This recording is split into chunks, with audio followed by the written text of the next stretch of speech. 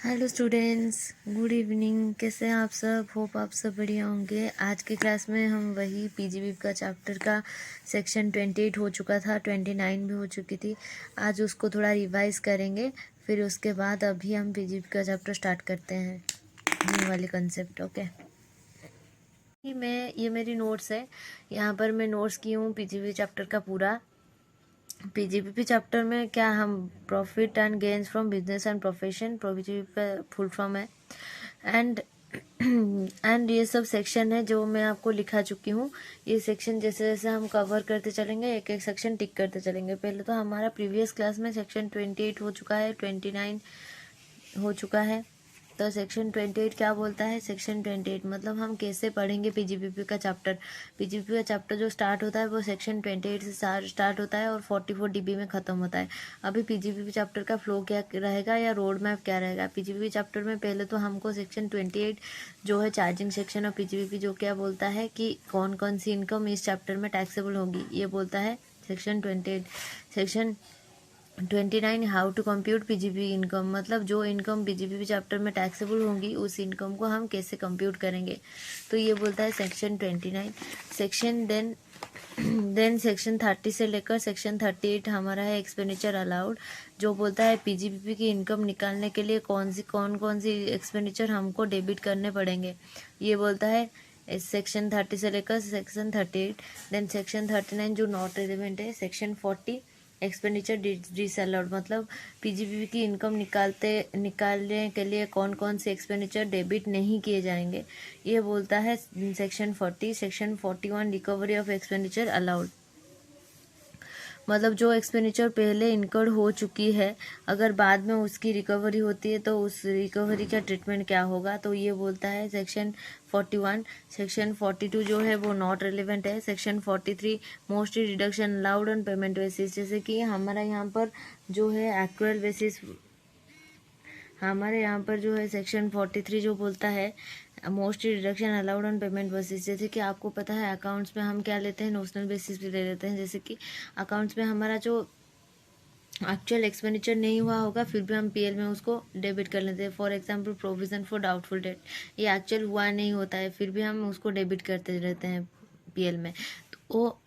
हमारा सेक्शन 48 यहाँ पर इनकम टैक्स में क्या बोलता है कि इनकम टैक्स में ऐसा नहीं होता है। इनकम टैक्स में एक्चुअल अगर कुछ एक्सपेंडिचर हुआ तो वो डेबिट किया जाएंगे, मतलब मोस्टली एक्सपेंडिचर डेबिट किए तब जाएंगे अगर वो एक्चुअल में पेड होंगे।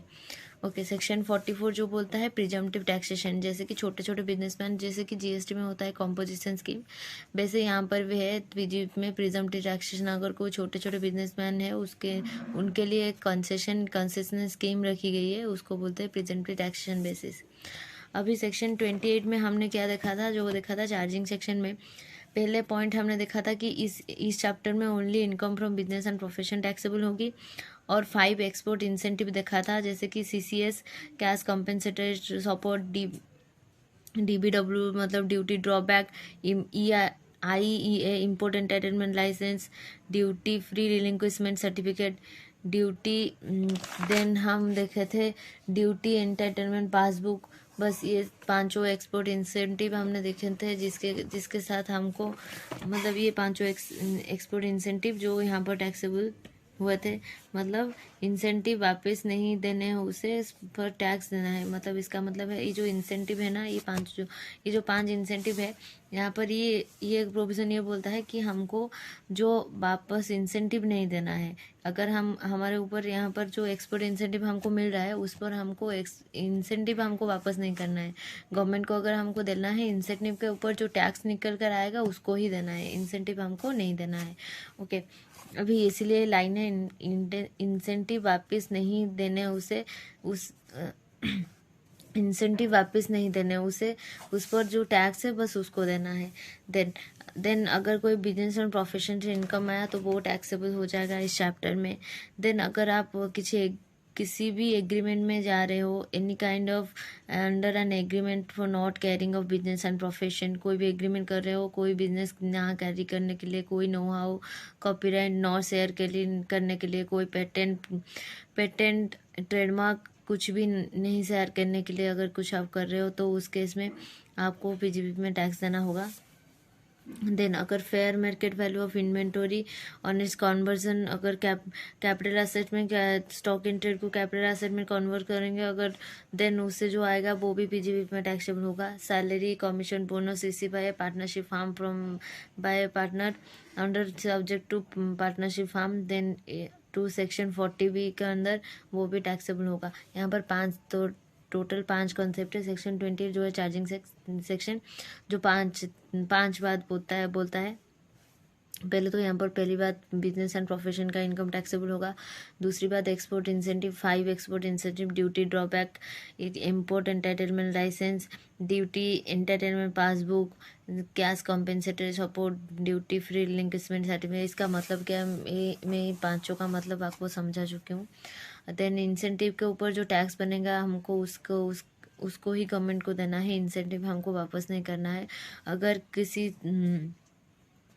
पर्सन को बिजनेस आवर्स में कुछ बिजनेस टाइम में कुछ गिफ्ट्स मिला तो वो भी पीजीबीपी में टैक्सेबल होगा। अगर हमको कोई know how patent copyright trademark के शेयर ना करने के लिए अगर कोई एग्रीमेंट में हम कैरी कर रहे हैं अंडर एन एग्रीमेंट, देन कोई के हमको कुछ अमाउंट मिल रहा है, सम रिसीव कर रहे हैं, तो इस केस में हमको पीजीबीपी में टैक्स देना होगा। अगर कैपिटल स्टॉक इन ट्रेड को कैपिटल एसेट में कन्वर्ट कर रहे हैं तो भी पीजीबीपी में देंगे। Then salary, commission, bonus receive है पार्टनरशिप फार्म में, अगर सैलरी, कमीशन, बोनस रिसीव कर रहा है तो उस केस में भी, अगर एक पार्टनर रिसीव कर रहा है तो उस केस में भी पीजीबीपी में वो टैक्सेबल होगा। Then how to compute PGBP, हम पीजीबीपी कैसे कंप्यूट करते हैं। पहले तो net profit as per PL account हमको लेना होगा। कि क्यों लेना होगा मैं आपको बता चुकी हूँ। PL account as per net profit लेना होगा। उस पर ऐड क्या करेंगे, जो एक्सपेंडिचर डेबिट किए हुए थे, डेबिट नहीं होना चाहिए, उसको ऐड करेंगे। देन लेस क्या करेंगे, तो एक्सपेंडिचर डेबिट होनी चाहिए थी बट नहीं हुई थी, उसको करेंगे लेस। देन लेस क्या करेंगे, जो इनकम क्रेडिट हुई थी बट क्रेडिट नहीं होना चाहिए, उसको करेंगे लेस। जो ऐड क्या करेंगे, जो इनकम क्रेडिट होनी चाहिए थी बट क्रेडिट नहीं हुई थी, तो उसको करेंगे क्या, हम ऐड। सो ये है how to compute PGBP. Then हमारे यहाँ पर सेक्शन 30 हो या 31 वो अभी यहाँ पर हम डेप्रिसिएशन देखेंगे जो अंडर सेक्शन 32 है। ये क्या बोलता है, डेप्रिसिएशन हमारा सेक्शन 3 सेक्शन में है, जैसे कि सेक्शन 32 सेक्शन 1I में, सेक्शन 32 1II में और सेक्शन 32 1II में।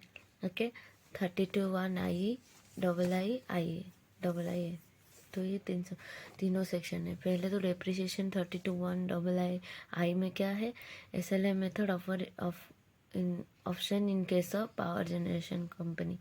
मीन्स जो हमारे बेसिकली आपको पता है इनकम टैक्स में हमारा जो फॉलो होता है वो फॉलो होता है हमारा फॉलो होता है WDV method. But in case power generation company हुई, अगर कोई इलेक्ट्रिसिटी कंपनी हुई, तो वो लोगों को अपॉर्चुनिटी मिली है कि वो लोग यूज़ कर सकते हैं SLA मेथड। ओके, जनरली तो इनकम टैक्स में WDV मेथड चलती है। पावर जनरेशन वाली कंपनी, वो कंपनी यूज़ कर सकती है हमारा SLA method. Okay, section 32 1II क्या बोलता है, नॉर्मल डिप्रिसिएशन और WDV मेथड। नॉर्मल डिप्रिसिएशन हमारा मेथड जनरली इनकम टैक्स में हम WDV return down value method follow करते हैं, तो ये सेक्शन 32 1II बोलता है। सेक्शन 32 1II है एडिशनल डिप्रिसिएशन बोलता है। ओके, इसको छोड़कर normal in addition with normal depreciation क्या हमको एडिशनल डिप्रिसिएशन कुछ मिलता है जो सेक्शन 32 1II में है। तो ये तीनों कंसेप्ट आज सिर्फ हम नॉर्मल डिप्रिसिएशन पढ़ेंगे, WDV वाला आपको याद रखना है। सेक्शन 32 1I में क्या बोलता है, 1I बोलता है कि SLA method option in case of power generation company. अगर कोई पावर जनरेशन कंपनी है या इलेक्ट्रिसिटी कंपनी है, उस केस में SLA मेथड वो सिर्फ फॉलो कर सकती है, नहीं तो इनकम टैक्स में WDV मेथड हम फॉलो करते हैं, जैसे कि सेक्शन 32 1II में नॉर्मल डिप्रिसिएशन और WDV मेथड। ओके, आज की क्लास में हम वही सेक्शन 32 1II ख़त्म करेंगे। ओके, यह है डेप्रिसिएशन का definition. Section 32 1II, depreciation in respect of tangible और इंटेंजिबल एसेट, मतलब हमको डिप्रिसिएशन दोनों एसेट पर मिलेगा, एक टेंजिबल पे, दूसरा इंटेंजिबल पे। इंटेंजिबल एक्सेप्ट गुडविल, गुडविल यहाँ पर कवर नहीं होगा। ओके, गुडविल का वैल्यू अप्रिशिएट होता है, यहाँ पर वो कवर नहीं होता। ये कैपिटल गेन के चैप्टर में मैं जब पढ़ाऊँगी आपको बताऊँगी। ओके, अभी क्या हुआ, ओन्ड, ओन क्या होना चाहिए, मतलब उसके नाम पर वो होना चाहिए। देन होली और partly by the RCC use for the purpose of business, वो बिजनेस के पर्पज में यूज़ होना चाहिए। पर्सनल के पर्पज में अगर वो एसेट यूज़ हुआ तो उसको इसमें हमको नहीं मिलेगा। यहाँ पर ओन दिया है, अगर ओन यहाँ पर ओन है मतलब अगर वो ओनर होगा तो वो डेप्रिसिएशन क्लेम कर पाएगा, अगर नहीं होगा तो नहीं क्लेम कर पाएगा। ऐसा नहीं है, यहाँ पर डीम्ड ओनर है, मतलब एक्चुअल ओनर और बेनिफिशियल ओनर दोनों यहाँ पर कवर हो गए। जैसे कि सपोज ये स्कूल है, ये स्कूल है, ये स्कूल ने कुछ बसेस खरीदे, ओके, बसेस खरीदे, उस बसेस को वो स्कूल में यूज़ करेंगे बच्चों के आने जाने के लिए। अभी क्या हुआ, उस बसेस को यूज़ करेंगे कि स्कूल में आने जाने के लिए। अभी ये जो बसेस है जो स्कूल ने खरीदा वो अभी स्कूल के नाम पर ट्रांसफ़र नहीं है, मतलब स्कूल के नाम पर नहीं है, काम में लग रहा है, सब हो रहा है, लेकिन स्कूल के नाम पर नहीं है। अगर अभी वो डेप्रिसिएशन ना क्लेम करना पड़ता, मतलब ना क्लेम कर पाता वो स्कूल वाले, तो ये कितना बड़ा हार्डशिप है स्कूल वालों के ऊपर। तो इसीलिए वो क्या हुआ, इसीलिए ये हुआ कि ये जो बॉसेस है इसको स्कूल यूज़ करती है बच्चों का आने जाने पर, तो वो क्या हो गया, डीम्ड ओनर हो गया, वो यूज़ भी एसेट को यूज़ भी कर रहा है। ट्रांसफ़र नहीं हुई, भले उसके नाम पे बाद में हो जाएगी, बट ट्रांसफ़र होना ज़रूरी भी है। तो अभी स्कूल के नाम पर तो नहीं है, बट उसका सारा का सारा बेनिफिट स्कूल ले रही है, बसेस को यूज़ भी कर रही है बच्चों के आने जाने के लिए, तो वो क्या हो गया, वो बेनिफिशियल ओनर। तो यहाँ ओन मतलब owner includes beneficial owner, owner includes beneficial owner, beneficial owner, owner includes beneficial owner.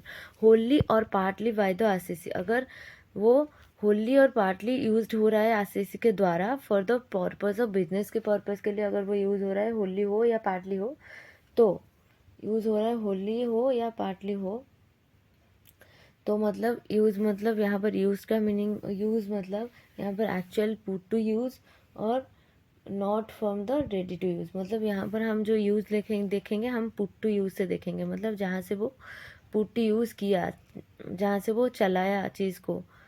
तो बस यही है।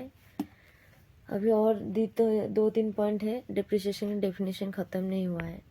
पहले डेप्रिसिएशन इन रेस्पेक्ट ऑफ किसके ऊपर मिलेगा, टेंजिबल इंटेंजिबल के ऊपर मिलेगा। ओन के ऊपर owner includes beneficial owner also, wholly और partly by the RCC use for the purpose of, अगर वो बिजनेस के पर्पज में यूज़ किया तो उसको मिलेगा। यूज मतलब जिस दिन वो पुट टू यूज़ किया, रेडी टू यूज़ से हमको नहीं मिलेगा। ओके, अभी मैं और 2 पॉइंट है, 3 पॉइंट है। अभी क्या हुआ, अभी डिप्रिसिएशन से अलाउड ऑन डब्ल्यूटीवी, मतलब यहाँ पर डब्ल्यूटीवी मेथड में डिप्रिसिएशन अलाउड होगा। और block of asset, block of asset मतलब आपको सिर्फ एक लाइन अभी के लिए याद रखना है। ब्लॉक ऑफ एसेट मीन्स अगर सेम नेचर और सेम रेट का एक ब्लॉक एसेट बन जाएगा, मतलब सेम नेचर, अगर यहाँ पर मशीन 1 है, मशीन 2 है, मशीन 1 का 10% रेट है, बिल्डिंग 1 है, बिल्डिंग 2 है, और इसका 11% है, इसका 2% है, इसका 5% है, और मशीन 3 का जो है वो भी 11% है। अगर सेम नेचर और सेम रेट का एक ब्लॉक बन जाता है, मतलब मशीन 2 और मशीन 3 का एक ब्लॉक बन जाएगा, मशीन 1 का एक ब्लॉक बन जाएगा, B1 में एक ब्लॉक और B2 में एक ब्लॉक, क्योंकि यहाँ पर 2% और 5% रेट है, मतलब ये दोनों कंडीशन इसको सेटिस्फाई करना है। अगर block of asset means same nature और सेम रेट का, अगर आपको सेम नेचर और सेम रेट का एसेट है, तो उस केस में जो डेप्रिसिएशन है, हम एक ब्लॉक बनाकर उस एसेट में ऐड करेंगे। तो एक ब्लॉक मतलब सेम नेचर और सेम रेट का एक ब्लॉक बन जाता है एसेट, उसको बोलते हैं block of asset. Are the prescribe percentage, percentage क्या लगेगा, जो रूल में प्रेस्क्राइब है, इनकम टैक्स के रूल्स में जो प्रेस्क्राइब है, बस ये है। पहले तो डेप्रिसिएशन का क्या मतलब है, डेप्रिसिएशन दोनों एसेट पे लगेगा, टेंजिबल हो या इनटेंजिबल हो, ओन्ड हो, यूज्ड हो, पर द पर्पस ऑफ बिजनेस हो। Then depreciation will allowed on WDV method के ऊपर हो और ब्लॉक ऑफ एसेट के मेथड पर हो, और प्रेस्क्राइब परसेंटेज जो रूल्स में प्रेस्क्राइब है। अभी मैं क्या करती हूँ, इसको एक एक पॉइंट जो लिखी हूँ अभी उसको एक्सप्लेन करती हूँ।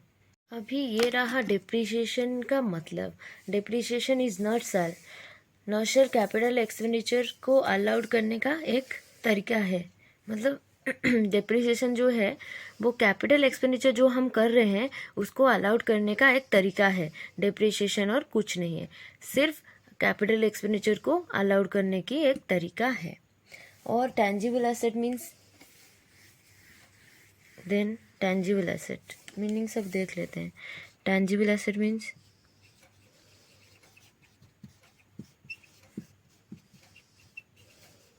जिसको हम छू सकते हैं, जैसे कि building, machinery, machine, then plant and machine. Okay मैं इरेज करके लिख लेती हूँ। Tangible plant and machine, building, plant and machine, then furniture, ये सब क्या है, टेंजिबल एसेट है। बिल्डिंग, प्लांट एंड मशीनरी और फर्नीचर। इंटेंजिबल एसेट क्या है,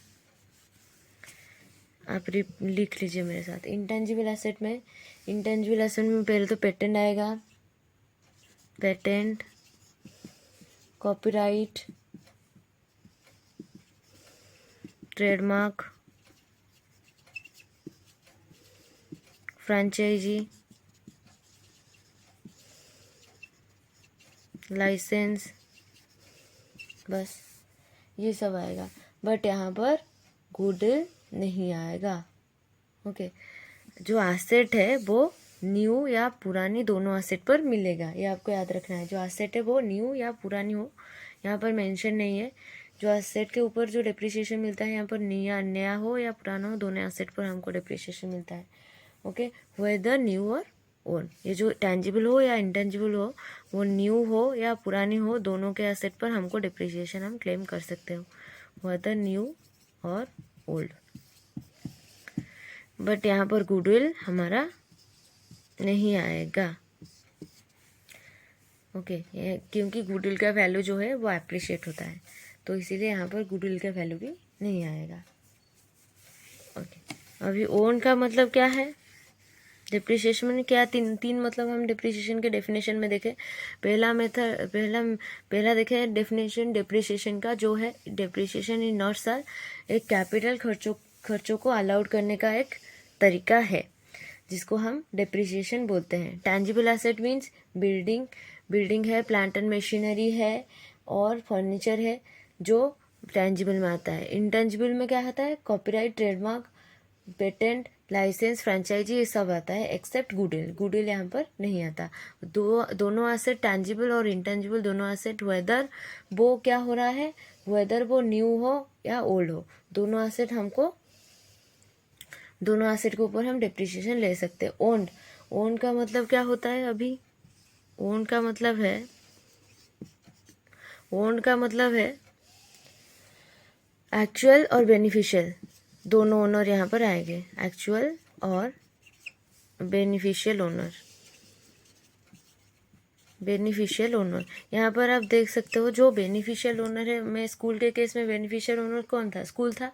उसके नाम पर तो एसेट नहीं थे, बट सारा का सारा बेनिफिट कौन ले रहा था, स्कूल ले रहा था, तो वो बेनिफिशियल ओनर था। तो अगर यहाँ पर हो जाता कि एक्चुअल ओनर है तो वहाँ पर हार्डशिप हो जाती, वो अगला वाला पार्टी डेप्रिसिएशन ही क्लेम नहीं कर सकता था। इसीलिए एक्चुअल और बेनिफिशियल ओनर दोनों यहाँ पर इंक्लूडेड हो गए। देन होली और पार्टली का मतलब, होली और पार्टली था ना डिप्रिसिएशन में, होली और पार्टली। होली और पार्टली मतलब क्या हुआ, नो मो, अगर one owner and more than one owner है, उस केस में वो भी डिप्रिसिएशन क्लेम कर सकते हैं। जैसे कि अगर एक एसेट को 2-3 लोगों ने एक मशीन को एक कंपनी में लगाया, ओके, वहाँ पर अप्रोक्स 10 लोग, अगर सपोज एक 10 लोग मिलकर, एग्जाम्पल है, सपोज 10 लोग मिलकर एक मशीन लगाए, तो मशीन लगाए 10 लोग मिलकर, थोड़ा थोड़ा कंट्रीब्यूट करके 10 लोग ने मशीन बनाए लगाए, तो उस केस में क्या हुआ, सबका पैसा मिलकर एक मशीन आया, तो वहाँ पर मोर देन वन ओनर है, तो वन ओनर, होली और पार्टली वन ओनर और मोर देन वन ओनर भी यहाँ पर इंक्लूड होंगे, मोर देन वन ओनर भी यहाँ पर इंक्लूड हो गए। वन ओनर और more than one owner both person can claim depreciation. Sir, one owner और more than one owner can claim depreciation। Okay, एक ओनर या एक से ज़्यादा ओनर भी डिप्रिसिएशन क्लेम कर सकते हैं। ये बोलता है होली और पार्टली, मतलब वन ओनर और मोर देन वन ओनर भी डिप्रिसिएशन क्लेम कर सकते हैं। ये होता है होली और पार्टली का मतलब। यूज्ड मतलब, यूज मतलब क्या है, जिस दिन हमने पुट टू यूज किया, actual put to use, not from ready to use. मतलब जिस दिन हमने एक्चुअल काम में लगाया उस दिन से हम डिप्रिसिएशन ले सकते हैं। रेडी टू यूज़ हमारा किसी की भी काम का नहीं है, मतलब जिस साल में हमने पुट टू यूज़ किया उस साल में हम डिप्रिसिएशन क्लेम करेंगे। ओके, यूज़ का मतलब यह है। अभी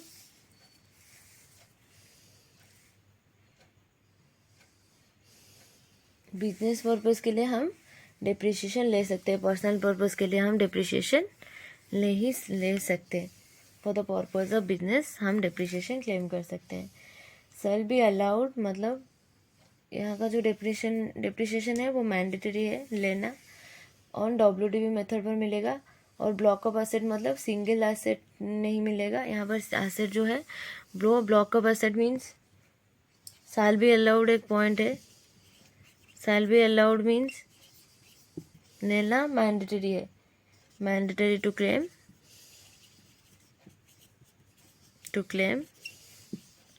डिप्रिसिएशन, हमको लेना मैंडेटरी है। ओके, शैल बी हमको ये लेना मैंडेटरी है। अभी ऑन WDV मेथड पर हमको डिप्रिसिएशन लेना होता है, देन ब्लॉक ऑफ एसेट पर मिलता है, मतलब सेम नेचर और सेम रेट का एक ब्लॉक बन जाता है, block of asset. Block of asset क्या बोलता है, सिंगल एसेट पर नहीं, यहाँ पर जो डिप्रिसिएशन मिलती है वो सिंगल एसेट पर नहीं मिलती है, यहाँ पर ब्लॉक ऑफ एसेट के ऊपर मिलती है डिप्रिसिएशन, जो है सिमिलर नेचर प्लस में ऐड है, मतलब एंड है मतलब एंड मतलब दोनों का दोनों कंडीशन सेटिस्फाई होना चाहिए। सिमिलर नेचर प्लस में क्या होना चाहिए, सिमिलर रेट का एक ब्लॉक यहाँ पर बन जाता है। ओके, ये है हमारा पॉइंट डिप्रिसिएशन का। और प्रेस्क्राइब रूल्स में परसेंटेज प्रेस्क्राइब है, परसेंटेज जो है किस रेट से हमको डिप्रिसिएशन मिलेगा ये रूल्स में डिस्क्राइब है। ओके, हो गया। अभी मेरे पास एक स्क्रीनशॉट है, मैं दिखाती हूँ, जो डिप्रिसिएशन का मतलब जो डिप्रिसिएशन का है कि डिप्रिसिएशन जो है डेफिनेशन है, एक्चुअल डेफिनेशन है डिप्रिसिएशन का। डिप्रिसिएशन इज ए, देख लीजिए, स्क्रीनशॉट नहीं है, मतलब कॉपी में लिखी हूँ मैं। Depreciation in respect of, depreciation का मतलब कैपिटल एसेट को अलाउ कर, कैपिटल एक्सपेंडिचर को अलाउ करने का एक तरीका है। टेंजिबल एसेट मतलब प्लांट एंड मशीनरी हो, बिल्डिंग हो, फर्नीचर हो, टेंजिबल है, ओल्ड हो या न्यू हो। इंटेंजिबल एसेट मतलब except goodwill, patent, copyright, trademark, franchisee, ये सब हो जाएगा। गुडविल यहाँ पर नोट में लिखी हूँ, गुडविल नहीं होगा। इंटेंजिबल एसेट हो, न्यू हो, ओल्ड हो, दोनों चलेगा। ओनर, ओन मतलब इंक्लूड्स बेनिफिशियल ओनर सो, मतलब अगर बॉस वाली केस में बिजनेस एसेट ट्रांसफर नहीं हुई उसके नाम पर, अगर वो बेनिफिट सारा का सारा ले रहा है तो उस केस में क्या हो गया, वो ओनर हो, बेनिफिशियल ओनर हो गया। होली और पार्टली बाय एसेसी, होली और पार्टली मतलब क्या करेगा वो क्या करेगा होली और पार्टली के केस में कि जो एसेट है वो उसको यूज करेगा कैसे, होली और पार्टली बाय द ओनर, मतलब मोर देन वन ओनर हो गए, एक ओनर होंगे और एक से ज़्यादा ओनर भी होंगे तो भी वो डेप्रिसिएशन क्लेम कर सकते हैं। होली और पार्टली का मतलब, यूज़ का मतलब एक्चुअल रेडी टू यूज़ में हमको नहीं मिलेगा, इनकम टैक्स में हमको पुट टू यूज़ से मिलेगा, अकाउंट्स में रेडी टू यूज़ से मिल जाता है। For the purpose of business और प्रोफेशन से पर्सनल पर्पज़ को हमको नहीं मिलेगा। डेप्रिसिएशन साल भी अलाउड मतलब डेप्रिसिएशन लेना हमको मैंडेटरी है। ऑन WDV मेथड पर हम डेप्रिसिएशन ले सकते हैं। Of block of the asset मतलब एक ब्लॉक, यहाँ पर सिंगल एसेट पर डेप्रिसिएशन हमको नहीं मिलता, ब्लॉक ऑफ एसेट के ऊपर मिलता है। एट ए प्रेस्क्राइब परसेंटेज, जो रूल्स में रेट्स इन रूल्स, जो रूल्स में प्रेस्क्राइब है उस परसेंटेज के ऊपर हमको डेप्रिसिएशन मिल जाता है। ओके, याद रखना यहाँ पर गुडविल इंक्लूड नहीं होगा। यह है डेप्रिसिएशन का definition. Depreciation in respect of tangible or intangible asset owned include beneficial owner wholly or partly by the assessee used for the purpose of business or profession. Depreciation is allowed on WDV claim is mandatory है तो of the block of asset at a prescribed percentage। ये है definition. Okay, अभी depreciation तो ख़त्म है, depreciation अभी ख़त्म हो गया, डेप्रिसिएशन का डेफिनेशन। ओके, डेप्रिसिएशन का डेफिनेशन अभी ख़त्म हुआ। देन हम देखेंगे टाइप ऑफ डेप्रिशिएबल एसेट। अभी क्या हुआ कि यहाँ पर हम देखेंगे कि types of depreciable asset, types of depreciable asset, कितने टाइप के डेप्रिशिएबल एसेट है। पहले तो यहाँ पर आपको पता है, यहाँ पर जो एसेट है वो दो तरह का है, एक तो टेंजिबल है, दूसरा इंटेंजिबल है। टेंजिबल एसेट में क्या आएगा, बिल्डिंग आएगा, फर्नीचर आएगा या प्लांट एंड मशीन आएगा। बिल्डिंग, फर्नीचर या plant and machine. Suppose building जो आया वो क्लास 1 में आया, फर्नीचर क्लास 2 में आया, प्लांट एंड मशीनरी क्लास 3 में, और इंटेंजिबल एसेट जो आया वो क्लास 4 में आया। ओके, ये है टाइप्स ऑफ डेप्रिशिएबल एसेट, दो तरह के, एक तो टेंजिबल, दूसरा इंटेंजिबल। इंटेंजिबल में क्या आया, जो गुडविल को छोड़कर बाकी सब आएगा, मैं बोल चुकी हूँ, गुडविल को छोड़कर एक्सेप्ट गुडविल, पेटेंट आएगा, कॉपीराइट आएगा, ट्रेडमार्क आएगा, लाइसेंस आएगा, फ्रेंचाइजी आएगा, सब आएगा। ओके, ये बिल्डिंग क्लास 1 है, फर्नीचर क्लास 2 है, प्लांट एंड मशीनरी क्लास 3 है, and intangible asset suppose class 4 है। अभी क्या करेंगे, हम डेप्रिसिएशन का रेट देखेंगे। अभी दो कंसेप्ट हो चुके हैं हमारा, जो है टाइप्स ऑफ डेप्रिशिएबल एसेट और डेप्रिसिएशन का डेफिनेशन। अभी नेक्स्ट हम देखेंगे क्या क्या रेट्स है, रेट्स क्या क्या है यहाँ पर डेप्रिसिएशन में। पहला रेट्स है प्लांट एंड मशीनरी का जनरल रेट, अगर हम लगाएंगे, बहुत सारा रेट है यहाँ पर, अगर अब ज़्यादा रेट के लिए आप बुक भी देख सकते हो। प्लांट एंड मशीनरी में हम 15% जनरल लगाएंगे, बिल्डिंग में भी जनरल हम लगाएंगे। यहाँ पे 2-3 रेट्स भी है। बिल्डिंग में जनरल, इन जनरल हम क्या कितना लगाएंगे, 10%। फर्नीचर और फिक्चर्स के ऊपर, फर्नीचर एंड फिक्चर के ऊपर हम लगाएंगे 10%। Intangible asset does not includes goodwill, goodwill यहाँ पर नहीं आएगा। Intangible asset does not include goodwill, goodwill के ऊपर ये नहीं लगेगा, ये कंसेप्ट डेप्रिसिएशन का, तो 25%। ये जनरल रेट्स है। जनरल में प्लांट एंड मशीन में 15%, बिल्डिंग में 10%, फर्नीचर फिक्चर्स में 10%, intangible asset other than goodwill 25%। Okay, ये है रेट्स। 15, 10, 25। फर्नीचर फिक्चर बिल्डिंग में 10, प्लांट एंड मशीन में जनरल 15 और does not include goodwill intangible asset में 25। हो गया। अभी हम ब्लॉक ऑफ एसेट की कुछ डेफिनेशन देखेंगे। मैं आपको यहाँ पर क्या बोली, अगर block of asset means, block of asset means क्या है, same nature plus same rate.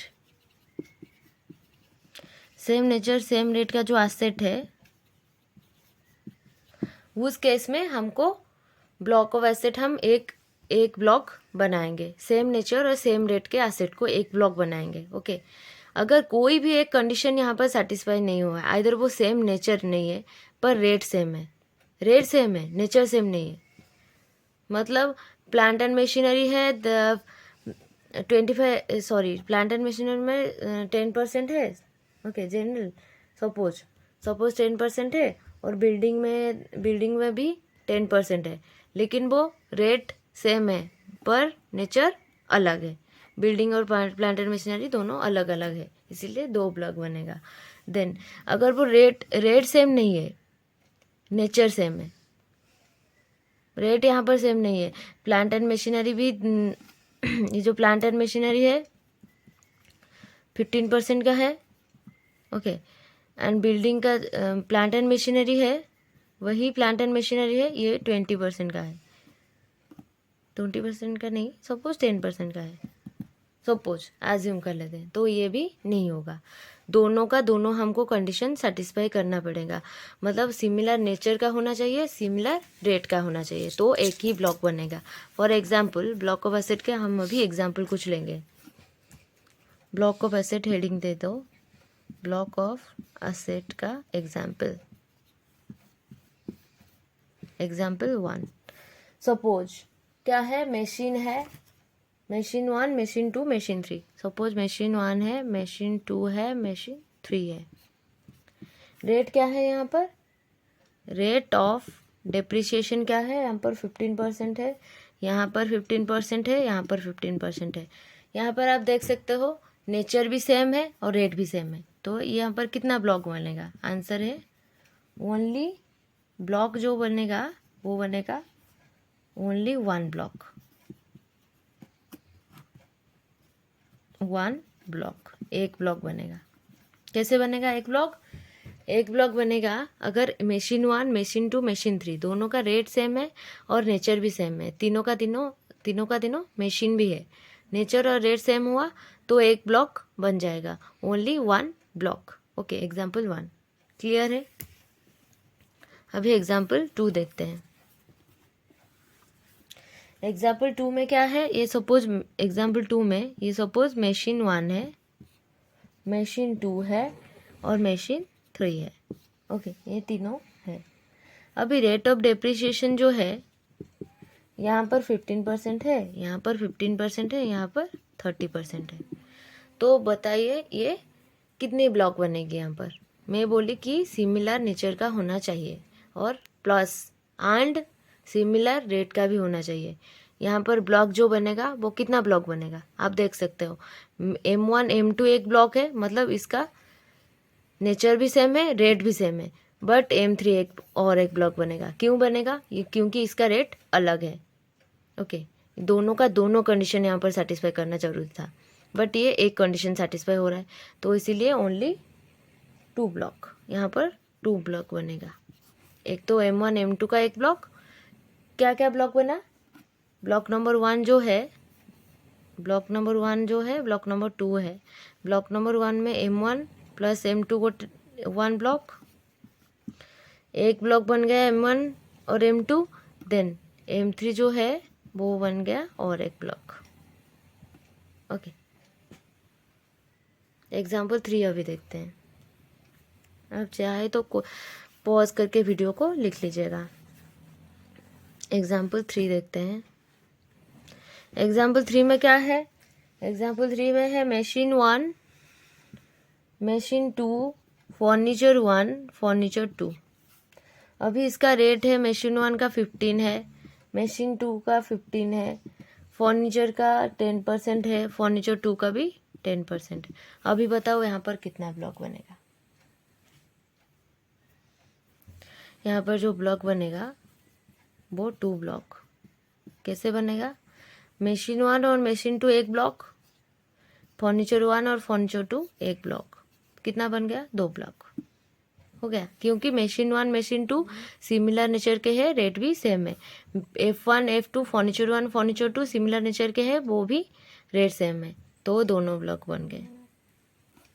Okay, धीरे धीरे लग रहा है क्लियर हो रहा है। अभी एग्जाम्पल 4 देखते हैं। एग्जाम्पल 4, एग्जाम्पल 4 क्या बोलता है? फॉर एग्जाम्पल मशीन का M1 M2 M3 है, M4 है, F1 है, F2 है, B1 है, B2 है। ओके, B1 है, B1 B2 यहाँ पर जगह नहीं, B1 है, B2 है। ओके, अभी क्या करेंगे? रेट है 15%, मशीन 2 का 15%, M3 का 30%, M4 का 30%, देन फर्नीचर का 10% है, और ये 10% है, बिल्डिंग का भी 10% है, यह भी 10% है। अभी मुझे ये आप बताओ कि ये कितना ब्लॉक बनेगा?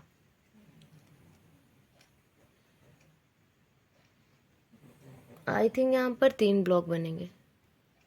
नहीं, यहाँ पर 4 ब्लॉक बनेंगे। कैसे ब्लॉक बनेंगे? पहले तो M1 M2 सिमिलर रेट और सिमिलर नेचर का है एक, यहाँ पर M3 अलग रेट है, तो इसीलिए ये एक M3 M4 भी है ना, M3 M4 का रेट सेम है, नेचर भी सेम है, तो ये एक ब्लॉक बन गया। F1 F2 का रेट भी सेम है और नेचर भी सेम है, ये एक ब्लॉक बन गया। B1 B2 का क्या हुआ? नेचर भी सेम है और रेट भी सेम है, ये एक ब्लॉक बन गया। टोटल ब्लॉक जो है वो 4 बन गया। 4 ब्लॉक ओनली 4 ब्लॉक यहाँ पर बन गया। यहाँ पर ओनली 4 ब्लॉक बन गए, M1 M2 का, M3 M4 का, F1 F2 का, B1 B2 का। ओके, ओनली 4 ब्लॉक यहाँ पर बन गया। Example 4 clear. अभी एग्जाम्पल 5 देखते हैं।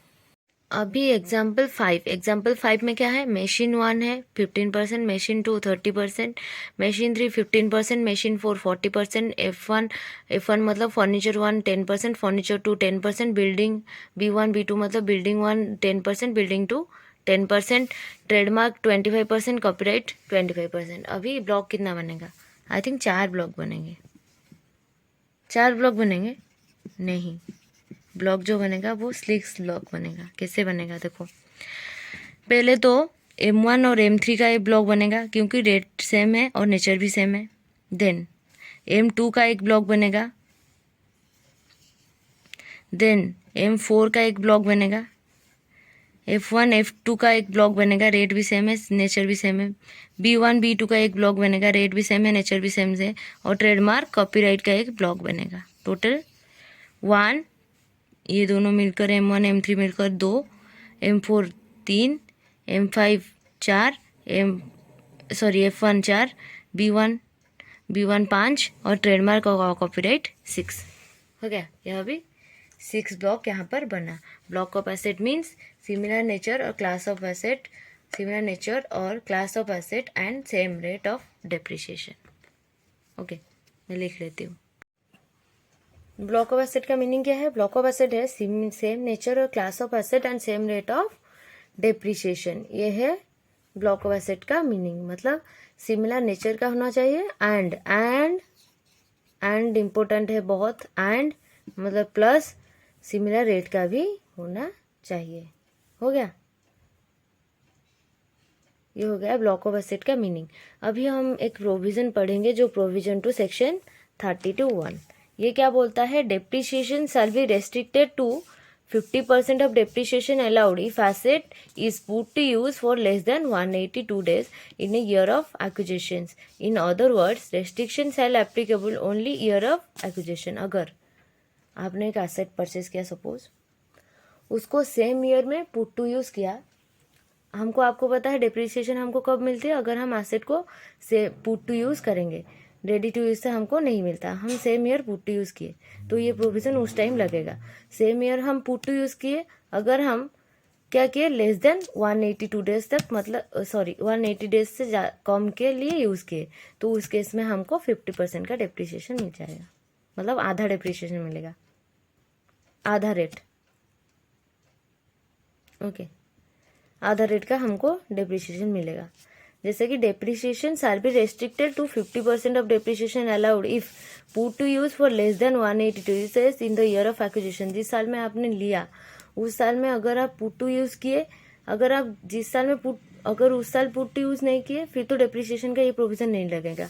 अगर वो put to use same year में किए और परचेज भी सेम ईयर में किए, एसेट भी परचेज भी सेम ईयर में किए और पुट टू यूज भी हम सेम ईयर ही कर रहे हैं, और वो लेस देन कितने दिन है, 180 दिन से कम है। मतलब ऐसा क्या हो जाता है कि लोग क्या करते हैं, फाइनेंशियल ईयर खत्म होने से 2-3 दिन पहले एसेट को यूज करेंगे और पूरा का पूरा डिप्रिसिएशन क्लेम कर लेते हैं, ऐसा हो जाता है। इसीलिए ये प्रोविजन लाया गया। ये प्रोविजन में लेस देन 182 डेज अगर हम यूज करते हैं एसेट को, तो year of acquisition, in the year of acquisition, तो हमको 50% का मतलब आधा डिप्रिसिएशन मिलता है। ये बोलता है प्रोविजन टू सेक्शन 32(1). यहाँ पर एग्जाम्पल भी है बहुत सारा, ये मैं अगले क्लास में करवाऊंगी। ये एग्जाम्पल एक देख लेते हैं। जैसे कि इस क्वेश्चन में क्या है, 1 अप्रैल, हमारा अप्रैल को ईयर स्टार्ट होता है, 31 मार्च को ख़त्म होता है। 1 अप्रैल को स्टार्ट हुआ, जो एक पर्सन है जो 1/7/20 को एक प्लांट एंड मशीनरी खरीदा जिसका रेट था 20 लाख तक। ओके, वो 15/3/21 को उसको रेडी टू यूज़ किया और पुट टू यूज़ जो किया वो 18/6/21 को। ओके, तो अभी क्या हुआ कि जिस दिन से पुट टू यूज़ किया उस दिन को हमको देखना है, रेडी टू यूज़ हमारा किसी काम का नहीं है, तो पुट टू यूज़ वो किया 18/6/21 को, और वो 31 मार्च 22, 180 डेज से ज़्यादा है, तो इस केस में हमको क्या मिलेगा, फुल रेट डिप्रिसिएशन का मिल जाएगा। मतलब कितना डिप्रिसिएशन हमको मिलेगा, 20 लाख का। यहाँ पर रेट ऑफ डिप्रिसिएशन जो है वो 15% है, मैं ये लिखी हूँ, वेट, ये रहा, तो कितना आएगा, 3 लाख। इस ईयर में हमको डिप्रिसिएशन नहीं मिलेगा क्योंकि वो पुट टू यूज़ कब किया, 18/6/21 को पुट टू यूज़ किया। फाइनेंशियल ईयर एंड कब हुआ, 31 मार्च 2022। हो गया। ये रहा एक एग्जाम्पल, ट्राई करना समझने की। एक पर्सन है, 1 अप्रैल को हमारा फाइनेंशियल ईयर स्टार्ट हुआ, वो एक 7/20 को एक प्लांट एंड मशीनरी खरीदा, उसका रेट 20 लाख था एंड जो रेट ऑफ डिप्रिसिएशन था उसके ऊपर 15% का था। एंड उसने क्या किया, जो रेडी टू यूज़ कर दिया वो 15 मार्च 21 को, देन पुट टू यूज़ किया कब, 18/6/21 को, एंड फाइनेंशियल ईयर एंड हो गया 31 मार्च 22 को। तो इस केस में वो मोर देन 180 डेज है, तो मशीन का कॉस्ट कितना था, प्रीवियस ईयर में उसको डिप्रिसिएशन नहीं मिलेगा, इस ईयर में मिलेगा उसको 20 लाख के ऊपर 15% जो है 3 लाख। ओके, हो गया एग्जाम्पल खत्म। So that's it for today, bye bye. अगर किसी टेनर ने ओनर के रूम पर, सेक्शन 30 और 31 क्या बोलता है, अगर किसी टेनर ने ओनर के रूम पर कुछ कैपिटल खर्चा कर दिया तो उसको डिप्रिसिएशन अलाउड हो जाएगा। अगर रेवेन्यू खर्चा करा तो 100% अलाउड हो जाएगा। कैपिटल खर्चा करा तो इन रेशियो ऑफ डिप्रिसिएशन उसको अलाउड हो जाएगा। अगर किसी टेनर ने मशीन के ऊपर कुछ, एक ओनर के मशीन के ऊपर कुछ खर्चा कर दिया, वो कैपिटल नेचर का है तो वो अलाउड नहीं होगा। अगर वो रेवेन्यू नेचर का खर्चा करता है तो वो अलाउड हो जाएगा। बिल्डिंग के केस में आप डीम्ड ओनर मानकर उसको जो कैपिटल एक्सपेंडिचर किया था वो उसको मानकर हम उस कैपिटल एसेट को in the ratio of depreciation वो अलाउड हो जाएगा। ओके, अभी सेक्शन 30 और 31 हमारा हो चुका था। अभी आज की क्लास में हम देखेंगे सेक्शन 32 वो क्या बोलता है, और 2-3 एग्जाम्पल भी करेंगे।